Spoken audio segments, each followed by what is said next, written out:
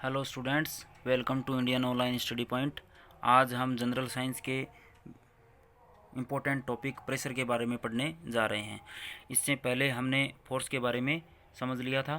Force से related जो video है वो पहले अपलोड किया जा चुका है। अगर आपने फोर्स को नहीं पढ़ा है, नहीं समझा है, तो पहले वो वीडियो देख लीजिए, जिससे आपको फोर्स क्लियर हो जाए और उसके बाद में प्रेशर है वो आसानी से आपको समझ में आ जाएगा। तो सबसे पहले हम देखते हैं कि फोर्स है वो किस प्रकार से वर्क करता है। तो जैसे मान लीजिए एक बॉक्स है, ठीक है, और बॉक्स के क्या लगाया जा रहा है, धक्का लगाया जा रहा है। तो इस बॉक्स का कुछ ना कुछ मास होता है। जैसे ये 4 किलोग्राम का मान लीजिए, कितने का है ये, 4 किलोग्राम का है, ठीक है। फिर इसकी जो स्पीड है वो वेलोसिटी मान लेते हैं v, और इसमें वेलोसिटी में टाइम के अकॉर्डिंग कितना चेंज हो रहा है तो इसको लिखेंगे v अपॉन टी। और जो ये v अपॉन टाइम के वेलोसिटी में टाइम के अकॉर्डिंग जो चेंज आ रहा है उसको क्या कहते हैं, एक्सेलरेशन, ठीक है ना। तो v अपॉन टी क्या हो गया, एक्सेलरेशन हो गया। और जो 4 kg है वो इसका क्या हो गया, मास हो गया, तो m, और ये हो गया a। तो इस पे क्या लगाया जा रहा है, फोर्स। तो F इजिकल टू क्या हो गया, F इजिकल टू हो गया एम ए, मतलब ये इसका मास 4 kg, और a मतलब इसकी वेलोसिटी में टाइम के अकॉर्डिंग कितना चेंज हो रहा है वो हो गया एक्सेलरेशन। तो फोर्स का फॉर्मूला बन गया F is equal to m a. अब इसकी यूनिट डिसाइड करते हैं। देखिए, तो जो मास है उसकी क्या है, किलोग्राम, और वेलोसिटी की कितनी है, मीटर, और टाइम की कितनी है, पर सेकंड। तो इसकी जो यूनिट हो गई फोर्स की वो क्या हो गई, किलोग्राम। फिर उसके बाद में मीटर पर सेकंड किसकी हो गई, वेलोसिटी की, तो ये होगी मीटर पर सेकंड। एक बार इसको वापस से लिख लेते हैं। देखिए, एफ इजिकल टू क्या होता है, F is equal to m a. अब जो मास है उसकी क्या है, किलोग्राम, ठीक है। अब एक्सेलरेशन है, एक्सेलरेशन का फॉर्मूला क्या होता है, v अपॉन टी। और जो v है उसका मतलब होता है मीटर पर सेकंड, इसकी यूनिट क्या है, मीटर पर सेकंड, ठीक है। और जो टाइम है उसकी भी क्या होती है, सेकंड। तो मीटर पर सेकंड स्क्वायर हो गया, तो एक की यूनिट क्या हो गई, मीटर पर सेकंड स्क्वायर। तो किलोग्राम मीटर पर सेकंड स्क्वायर, ठीक है। तो ये किसकी यूनिट हो गई, फोर्स की, किलोग्राम मीटर पर सेकंड स्क्वायर।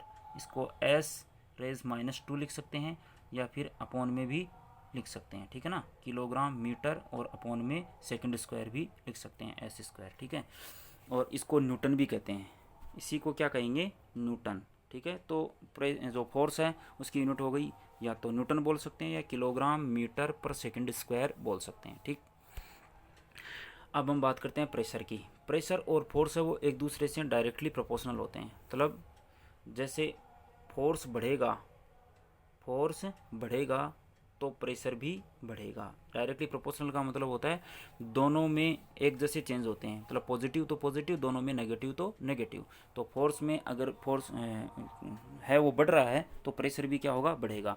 लेकिन जो एरिया होता है वो इन्वर्सली प्रोपोर्शनल होता है प्रेशर के। कहने का मतलब जो एरिया अगर बढ़ेगा तो प्रेशर क्या हो जाएगा, कम हो जाएगा, और अगर एरिया है वो कम होगा तो प्रेशर बढ़ जाएगा, ठीक है। तो प्रेशर किसको कहेंगे, एरिया पर यूनिट एरिया पे लगने वाला जो फोर्स है उसी को क्या कहते हैं, प्रेशर कहते हैं। सिंबल में देख लीजिए, जो पर यूनिट एरिया है उस पर कितना फोर्स लग रहा है उसी को क्या कहते हैं, प्रेशर कहते हैं। तो प्रेशर का फॉर्मूला हो गया फोर्स अपॉन एरिया। देखिए, ये एक कोई एरिया है, यहाँ पर ये एरिया है और इस पर क्या लग रहा है, फोर्स, मतलब इसको अब क्या बोलेंगे, प्रेशर। इसको किससे डिनोट करेंगे, प्रेशर से। फिर अब जो अभी हमने बात की है कि एरिया अगर बढ़ता है तो प्रेशर कम हो जाता है, और अगर एरिया कम होता है तो प्रेशर बढ़ जाता है। इसी को हम इस डायग्राम से समझेंगे। देखिए, ये एक बॉक्स है, लकड़ी का क्या है, एक बॉक्स है।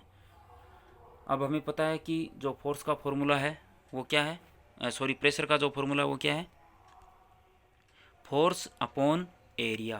क्या है, force upon area, F upon A. अब इसमें जो फोर्स है वो देखो दोनों में सेम है, ठीक है ना। फोर्स कितना है, दोनों में सेम है, कितना, 100 न्यूटन।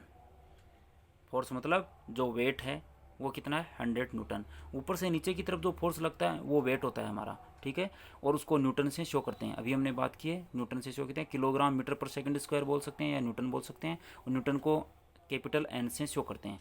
तो वेट बोल सकते हैं या फोर्स बोल सकते हैं, दोनों एक ही बात है। तो वेट कितना है 100 न्यूटन।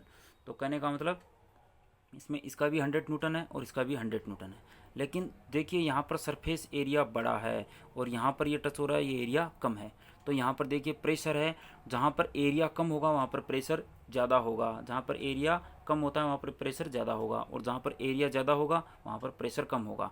तो जो फर्स्ट वाला जो बॉक्स है उसमें यहाँ पर जो बॉक्स है ये, जिसका वेट 100 न्यूटन ही है और दूसरे का भी 100 न्यूटन है, लेकिन इसमें एरिया बड़ा होने की वजह से ये कम प्रेशर डालता है ज़मीन पे, ठीक है। लेकिन दूसरे वाली कंडीशन में यहाँ पर इसका जो एरिया है जो टच हो रहा है ज़मीन से वो बहुत कम है, इसलिए ये ज़्यादा प्रेशर डालता है। देखिए इसमें इसका एरिया कितना है, यहाँ पर 0.01 मीटर स्क्वायर, ठीक है। और प्रेशर कितना पड़ा इस पर, देखिए 10,000 पास्कल्स। जो प्रेशर की जो यूनिट है उसको क्या कहते हैं, पास्कल कहते हैं। तो इसमें जो कितनी यूनिट हुई 10,000 पास्कल, किसकी, इस वाले सेकंड वाले बॉक्स की। अब जो फर्स्ट वाला बॉक्स है उसमें जो एरिया देखिए, एरिया कितना है 0.1 मीटर स्क्वायर। तो ये एरिया क्या है, ज़्यादा है, और जो प्रेशर है वो कितना हो जाएगा 1000 पास्कल्स। कहने का मतलब प्रेशर क्या हो गया, कम, और उसमें प्रेशर क्या था, ज़्यादा। किसकी वजह से चेंज हुआ, ये एरिया की वजह से। पहले वाली कंडीशन में एरिया क्या है, ज़्यादा है, प्रेशर कम हो गया। दूसरे वाली कंडीशन में एरिया है वो कम है, तो प्रेशर क्या हो गया, ज़्यादा हो गया, ठीक है। तो कहने का मतलब सेम फोर्स है, डिफरेंट एरिया डिफरेंट प्रेशर होता है। फोर्स सेम हो सकता है लेकिन एरिया की वजह से प्रेशर है वो अलग अलग हो जाता है। ऐसा ही हमने देखा है कि जैसे हम दीवार में कील ठोकते हैं तो उस समय जो नुकीला सिरा है वो दीवार की तरफ रखते हैं जिससे प्रेशर ज़्यादा लगे, इसलिए प्रेशर ज़्यादा लगने से वो कील है वो दीवार के अंदर चली जाती है। ऐसा ही जब हम सब्जी वगैरह काटते हैं तो उस समय हम जो नुकीला सिरा होता है, जो शार्प, जहाँ पर जैसे हम बोलते हैं धार किया हुआ हिस्सा होता है, वो हिस्सा हम उस हिस्से से हम फल को काटते हैं, ब्लंट वाले हिस्से से नहीं काटते हैं। क्यों, क्योंकि उससे प्रेशर ज़्यादा लगता है, क्योंकि एरिया कम हो जाता है। ऐसे ही जैसे इसके अलावा एक एग्जांपल और ले सकते हैं हम, जैसे कि जो स्कूल बैग्स होती है उसमें जो कंधे पे जो पट्टियाँ आती है, जिसको हम बैग को जब पीछे की तरफ टांगते हैं अपने, तो वहाँ पर जो पट्टियाँ होती है वो चौड़ाई वाली होती है। अगर वो कम होती है तो देखिए हमें वज़न ज़्यादा लगेगा, क्योंकि एरिया कम हो जाता है तो प्रेशर बढ़ जाता है। ऐसा देखिए इसमें डायग्राम में हम आसानी से इसको समझ सकते हैं। यहाँ पर एरिया इस साइड में जो आपकी लेफ़्ट साइड है, लेफ़्ट साइड ये वाली, इसमें देखो एरिया कम है, यहाँ से यहाँ तक एरिया क्या है, कम है, तो प्रेशर क्या होगा, ऊपर से नीचे की तरफ ज़्यादा होगा। और दूसरी साइड में एरिया क्या है, ज़्यादा है, तो प्रेशर कम होगा, तो पानी है वो ऊपर की तरफ जाएगा। तो जहाँ पर एरिया कम होगा वहाँ पर प्रेशर ज़्यादा होने की वजह से पानी नीचे जाएगा, और दूसरी साइड में प्रेशर कम होने की वजह से पानी ऊपर जाएगा, ज़्यादा हाइट तक जाएगा। इसके अलावा प्रेशर से रिलेटेड कुछ पॉइंट्स हैं जिनको हम क्लियर कर लेते हैं, जैसे कि water from the lowest hole goes farthest. कहने का मतलब बॉटम पे जो प्रेशर होता है वाटर का वो सबसे ज़्यादा होता है, क्योंकि उससे हाइट बढ़ती है और हाइट के साथ में क्या होता जाता है, प्रेशर बढ़ता जाता है। तो इसमें देखिए 3 छेद किए गए हैं इस क्लास के अंदर, फर्स्ट, सेकंड और थर्ड। फर्स्ट है और ये सेकंड है और ये थर्ड है।